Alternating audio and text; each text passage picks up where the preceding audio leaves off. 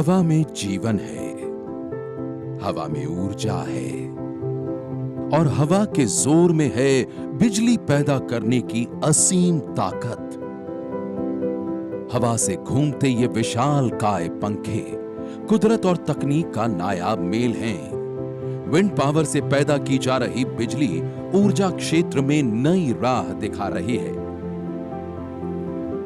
स्वर्णिम भारत के निर्माण में पवन ऊर्जा से लिखी जा रही है ग्रीन और क्लीन एनर्जी की नई कहानी।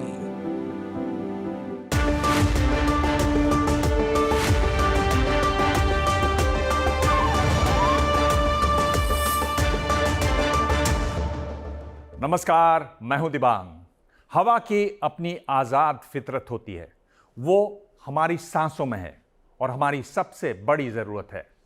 और अब हवा बिजली बनकर घरों को रोशन कर रही है, देश की अर्थव्यवस्था में अहम रोल निभा रही है।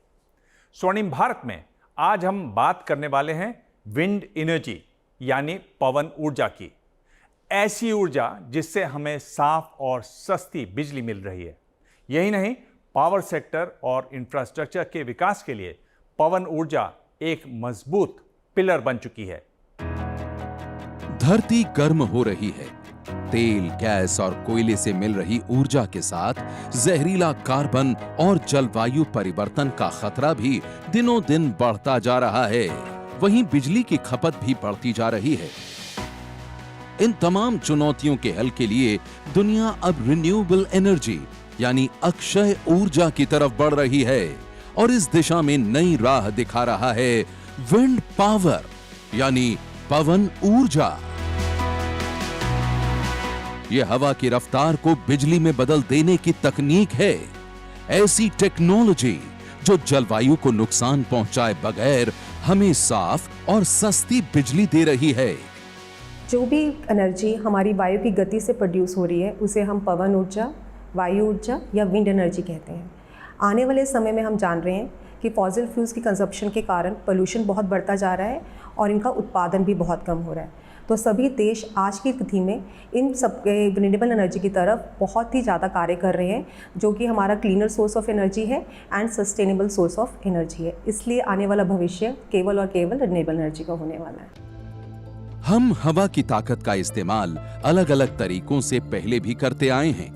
परिवहन के लिए, अनाज पीसने के लिए, सिंचाई के लिए, और अब हवा की शक्ति से बिजली पैदा की जा रही है, वो भी बड़े पैमाने पर। पवन ऊर्जा के उत्पादन में भारत दुनिया में चौथे नंबर पर है। इस समय भारत में विंड एनर्जी की क्षमता करीब 40,788.025 मेगावाट है। इसके लिए देश के कोने कोने में पवन चक्की लगाई जा रही हैं। भारत में विंड पावर जनरेशन की काफी संभावनाएं हैं, खासकर अब तटीय यानी ऑफशोर में, जहां पवन चक्की से ज्यादा बिजली पैदा की जा सकती है। National institute of wind energy के अनुमान के मुताबिक भारत में 120 मीटर हब ऊंचाई पर लगभग 695 गीगावाट ऑफशोर पवन ऊर्जा पैदा करने की क्षमता है। समुद्र के अंदर जो आती है, जिसको ऑफशोर कहा जाता है, उसमें भारत के अंदर बहुत ज़्यादा पोटेंशियल है और वहाँ पे पवन जो हमें मिलता है वो किसी भी अवरोध के बिना मिलता है। तो सबसे ज़्यादा ऊर्जा का जो जनरेशन है वो वहाँ पे पॉसिबल होता है। तो और भारत के अंदर अभी 675 गीगावाट जितना पोटेंशियल एस्टिमेट किया गया है और प्रेजेंट डे में अप टू 20 मेगावाट जितना हम यूटिलाइज कर रहे हैं। विंड एनर्जी आज बिजली उत्पादन में अहम जगह बना चुकी है। इसकी बड़ी वजह विंड एनर्जी में प्राइवेट सेक्टर का बढ़ता निवेश भी है। विंड टरबाइन के निर्माण से लेकर इंस्टॉलेशन तक में निजी क्षेत्र की बड़ी हिस्सेदारी है और इसलिए भारत में जब पवन ऊर्जा के विकास और भविष्य की बात होती है तो निजी क्षेत्र की भूमिका को नजरअंदाज नहीं किया जा सकता। जंगल, मैदान से लेकर समंदर तक भारत में विंड एनर्जी का विस्तार तेजी पर है। यह बड़ी निजी कंपनियों की वजह से मुमकिन हो पाया है। सुज़लॉन एनर्जी लिमिटेड के फाउंडर तुलसी तांती को भारत का विंडमैन कहा जाता है। भारत में पवन ऊर्जा के विकास और विस्तार में तुलसी तांती का अहम योगदान रहा। पिछले दिनों ही उनका निधन हो गया। विंड एनर्जी इंडिया कॉन्फ्रेंस में तुलसी तांती ने पवन ऊर्जा की अहमियत और फायदे पर रोशनी डाली थी। Sometimes we feel the solar is the great energy source, but we have to focus on wind and solar both because it's a huge complementary energy within the 24 hours, the energy productions. The wind energy is also one of the most environment friendly source of energy because it's maximizes the land uses and contributes to the water conservations. Here it is another advantage is wind projects doesn't require much more land and also not require water. So that is a good things are there. It's a really contributing renewable energy, but not eating the resources of the natural resources. Wind energy के कारोबार में Adani green energy limited भी तेजी से कदम बढ़ा रही है। Renewable energy के उत्पादन में AGEL का टोटल पोर्टफोलियो इस समय करीब 20 गीगावाट है। कंपनी ने 2025 तक रिन्यूएबल से 25 गीगावाट और 2030 तक 45 गीगावाट उत्पादन का लक्ष्य रखा है। While we have been often lectured on a climate change, we have been one of the very few countries that has accelerated its renewable energy footprint. Despite the COVID crisis and despite the energy crisis. We have done so at a time when several developed nations have paused their pursuit of renewable energy goals. India's renewable energy capacity has increased almost 300% since 2015. In fact, the past year saw an astonishing 125% increase in capital investment in renewables. Adani green energy limited क्षमता के हिसाब से दुनिया की सबसे बड़ी सौर ऊर्जा डेवलपर कंपनी है और ये पवन ऊर्जा के विकास में भी तेजी से कदम बढ़ा रही है। अडानी ग्रीन एनर्जी लिमिटेड की पवन ऊर्जा उत्पादन क्षमता इस समय करीब 2151 मेगावाट है। फिलहाल 647 मेगावाट का उत्पादन किया जा रहा है। अडानी ग्रीन एनर्जी लिमिटेड ने पवन ऊर्जा उत्पादन के लिए गुजरात और मध्य प्रदेश में 12 प्रोजेक्ट शुरू किए हैं। कंपनी मध्य प्रदेश के धार जिले में 325 मेगावाट की क्षमता वाली विंड पावर प्लांट लगा रही है। वहीं मध्य प्रदेश के लाहौरी में 12 मेगावाट का प्रोजेक्ट है। इनके अलावा गुजरात के राजमौली में 30 मेगावाट, सादला में 18 मेगावाट, दयापार में 425 मेगावाट, मुंद्रा में 12 मेगावाट की क्षमता वाले पवन ऊर्जा प्लांट हैं। फिलहाल अभी गिनी चुनी 2-3 कंपनीज है जो यहाँ पे भारत के अंदर विंड टर्बाइन के प्रोजेक्ट्स इंस्टॉल कर रही है। उसमें एक अडानी एनर्जीज का नाम है जो अभी करंटली 20 मेगावाट तक का उनका इंस्टॉलेशन पूरा हुआ है और उनको टोटल 2000 गीगावाट तक का कैपेसिटी उनको एलोकेट किया गया है इंस्टॉलेशन करने के लिए। रिन्यूएबल एनर्जी के उत्पादन में तेजी लाने के लिए अडानी समूह हाइब्रिड मॉडल पर भी काम कर रही है। ये सोलर और विंड दोनों का मेल है। राजस्थान के जैसलमेर में Adani hybrid energy Jaisalmer 1 limited wind और सोलर के 390 मेगावाट क्षमता वाला प्लांट कमीशन किया गया है। अडानी ग्रीन एनर्जी लिमिटेड ने सोलर एनर्जी कॉर्पोरेशन के साथ अगले 25 साल के लिए पावर परचेज एग्रीमेंट भी किया है। इसके तहत अगले 25 साल तक पैदा होने वाली बिजली SCEI खरीदेगी। भारत में बिजली की घरेलू खपत दिनों दिन बढ़ती जा रही है। ऐसे में पवन ऊर्जा उम्मीद की नई रोशनी है। देश के कुछ इलाकों में तो लोग खुद ही हवा से बिजली पैदा कर अपनी जरूरत पूरी कर रहे हैं। राजस्थान के जैसलमेर में तेज रेतीली हवा झुलसाती है, लेकिन अब यहां की रेतीली आंधी बिजली भी पैदा कर रही है। एक आकलन के मुताबिक राजस्थान में 1,27,756 मेगावाट पवन ऊर्जा की क्षमता है। 2025 तक राजस्थान में 8,000 मेगावाट पवन ऊर्जा उत्पादन होने की संभावना है। राजस्थान में सर्वाधिक पवन ऊर्जा संयंत्र जैसलमेर में ही लगे हैं। इस वजह से जैसलमेर को पंखों की नगरी भी कहा जाता है। राजस्थान की 95% पवन ऊर्जा का उत्पादन जैसलमेर में हो रहा है।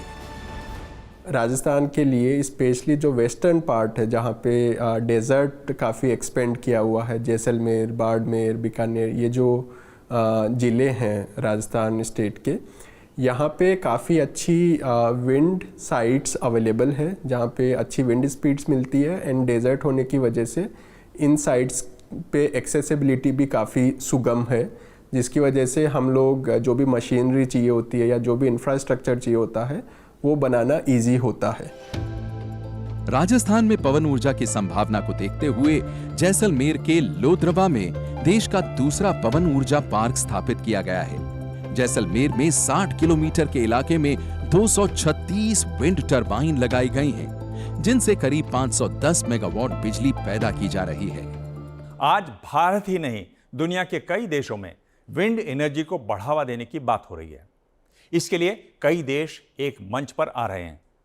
स्वर्णिम भारत में आगे हम आपको दिखाएंगे विंड एनर्जी के विकास और विस्तार में चुनौतियां क्या हैं, साथ ही भारत को आर्थिक महाशक्ति बनाने के लिए विंड पावर की जरूरत क्यों है। विंड एनर्जी आज भारत ही नहीं, दुनिया की जरूरत बन चुकी है। इसकी सबसे बड़ी वजह है कोयले से बन रही बिजली के प्रदूषण को रोकना। दुनिया को अब ऐसी बिजली चाहिए जिससे पर्यावरण को नुकसान न हो और जो लंबे समय तक साथ दे। इसके लिए सौर ऊर्जा के साथ अब पवन ऊर्जा के विकास के लिए रोड मैप तैयार किया जा रहा है। इस समय विश्व स्तर पर विंड पावर की क्षमता 743 गीगावाट है। इससे सालाना 1.1 अरब टन कार्बन डाइऑक्साइड उत्सर्जन कम हो रहा है। इतना CO2 सिर्फ दक्षिण अमेरिका एक साल में ही उत्सर्जित करता है। अगर साल 2050 तक नेट जीरो एमिशन के टारगेट को पूरा करना है तो विश्व स्तर पर सालाना 280 गीगावाट विंड एनर्जी को स्थापित करना होगा। कार्बन उत्सर्जन की अगर बात की जाए तो सबसे पहले ये नवीकरणीय ऊर्जा है। रिन्यूएबल एनर्जी होने के कारण इसमें कोई इमिशन आता नहीं है, मिनिमल बहुत प्रोडक्शन के टाइम पे होता है। और विंड एनर्जी का अभी का जो टारगेट है हमारा वो 1.1 अरब टन का इमिशन का टारगेट है, जो हमें गवर्नमेंट को अचीव करना है आने वाले सालों में। पवन ऊर्जा के उत्पादन में आज दुनिया की आर्थिक महाशक्ति वाले देश विंड पावर से बिजली उत्पादन की क्षमता बढ़ाने में जुटे हैं। विंड पावर के लिए सबसे ज्यादा पवन चक्की चीन और अमेरिका ने लगाए हैं। साल 2020 में दुनिया भर में कुल विंड एनर्जी के जितने भी टरबाइन लगाए गए उसका 75% अमेरिका और चीन का ही था। अगर ज्योग्राफी की बात करें चाइना एंड अमेरिका की, तो they again have large coast line जिसको की हार्डनेस करके ऑफशोर विंड लगाया जा सकता है। इसीलिए इन देशों में ऑफशोर विंड पे काफ़ी ज़्यादा फोकस रहता है, क्योंकि उनका एनर्जी डिमांड बहुत ज़्यादा है एंड उसको उस डिमांड को सस्टेनेबली मीट करने के लिए हमें ये सारे ऑल्टरनेटिव सोर्सेज भी एक्सप्लोर करने पड़ेंगे। पवन ऊर्जा का सबसे तेज विस्तार डेनमार्क में हो रहा है। डेनमार्क अपनी बिजली की जरूरत का करीब 50% यानी आधा पवन ऊर्जा से हासिल करता है। वो इसे 100% तक ले जाने की कोशिश में है, इसलिए डेनमार्क को पवनों का देश भी कहा जाता है। डेनमार्क ने पवन ऊर्जा उत्पादन के लिए उत्तरी सागर में एक एनर्जी आइलैंड बनाने की योजना को मंजूरी दी है। लगभग $34 बिलियन की अनुमानित लागत के साथ शुरू होने वाली इस परियोजना को डेनमार्क के इतिहास में सबसे बड़ी परियोजना के रूप में देखा जा रहा है।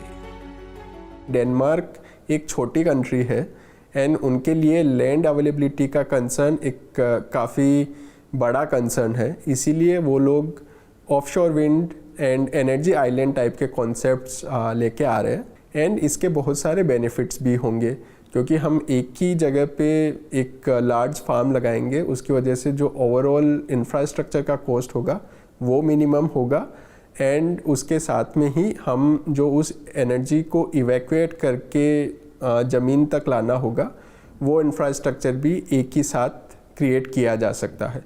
ग्लासगो क्लाइमेट चेंज कॉन्फ्रेंस में भारत ने 2030 तक नॉन फॉसिल बिजली क्षमता को 500 गीगावाट तक पहुंचाने की बात रखी है।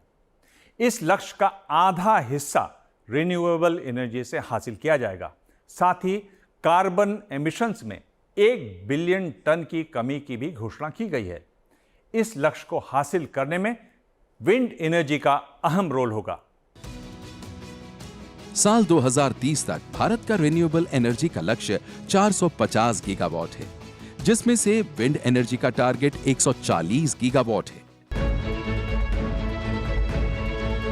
विंड एनर्जी को बढ़ावा देने में अभी कई चुनौतियां सामने हैं। मसलन विंड टरबाइन की लागत, ट्रांसपोर्टेशन और इंस्टॉलेशन खर्चीला है। समंदर में विंड टरबाइन लगाना जमीन के मुकाबले काफी महंगा और मुश्किल है। भारत में पवन ऊर्जा के उत्पादन में तेजी लाने के लिए, खर्च को कम करने के लिए, विंड एनर्जी से आम लोगों को जोड़ने के लिए देश में बहुत कुछ किया जा रहा है, क्योंकि भारत को सुपर पावर बनाने में एक अहम कड़ी होने वाली है विंड एनर्जी। स्वर्णिम भारत में आज बस इतना ही। अगले हफ्ते स्वर्णिम भारत में हम पवन ऊर्जा की कहानी जारी रखेंगे और देखेंगे हवा से बिजली पैदा करने की तकनीक और उसके असर से कैसे बदल रहा है भारत।